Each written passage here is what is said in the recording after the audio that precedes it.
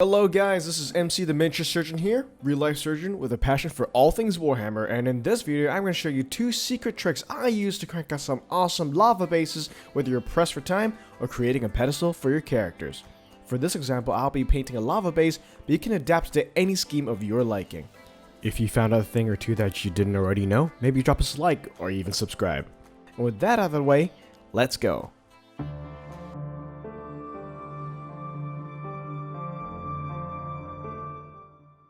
For the first method, we're going to prime our bases with Abaddon Black.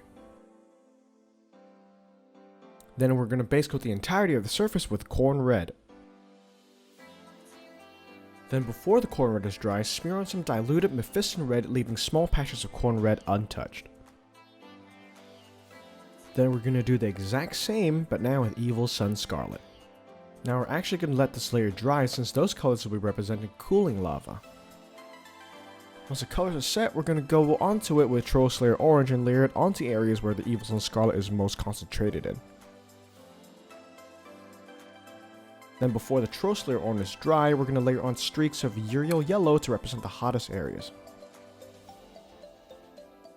With a finishing touch, we're going to add Wraith Bone in random dots streaks to areas where the heat is most intense. Now onto the secret recipe that viewer Thomas Beckett gave me. As for my 4 more tips on GW paint video, we're going to brush a layer of white glue lightly diluted with water over the base. Check out more tips and tricks for using GW paints by clicking on the tab on the top of your screen right now. Now I've found through some experimenting that using an additional coat of Ard'coat really helps the paint pull cleaner from the base since the white glue may not dry evenly, leaving streaks where the crackle paint may actually settle into. Now apply a generous smattering of Mordant Earth crackle paint, or any crackle paint of your choice in fact, and allow it to dry. The white glue creates a transparent and smooth surface for the crackle paint to pull it cleanly away from to reveal the blaze of colors while retaining larger, more impressive cracks. And there we have it, a quick method to base that you can crank out non-stop for an entire army. Second method we're going to do is straight up use Astrogranite terrain paste to layer over a standard GW base. Now make sure you leave areas raised up to create a divot for the lava to flow through. Now if Flesh Terrace Red, we're going to paint along the outer edge of the lava river that you defined and fill it into the center. Contrast paints are more fluid and will seep into those porous surfaces of Astrogranite much better than using a usual paint. Then with Blood Angels Red, we're going to go over the same area but leaving some of the Flesh Terrace Red showing. This lays the foundation for the cooling areas of the lava, and we're going to wait for it to dry completely before moving on to the next step. Once the 2 contrast paint layers are dry, we're going to use Troll Slayer Orange slightly diluted with water to paint into the central area of the lava river. Now this will represent the flowing part of the lava river. Before the Troll Slayer Orange is dry, we're going to apply Fire Dragon Bright to it, making sure to move from upstream to downstream to have the strongest color at the top. Again, before that layer dries, add a slightly diluted mix of Yriel Yellow to the Fire Dragon Bright layer, but leaving small amounts of it showing. You don't have to be continuous in this step, and it helps being a little bit random at this stage.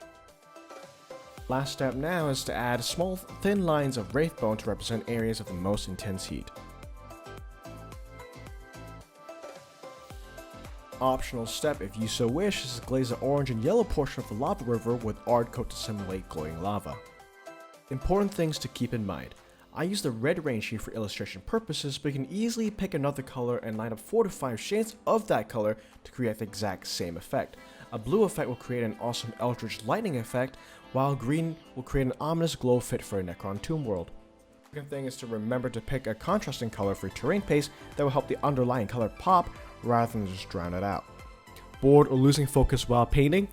I just finished an interview with Mike over at podcast channel listening to Paint Dry, and I gotta say, from the forensics of Jack the Ripper all the way to painting during the coronavirus outbreak, there's some quality content over there, so do make sure you check him out. Link in the description and on your screen.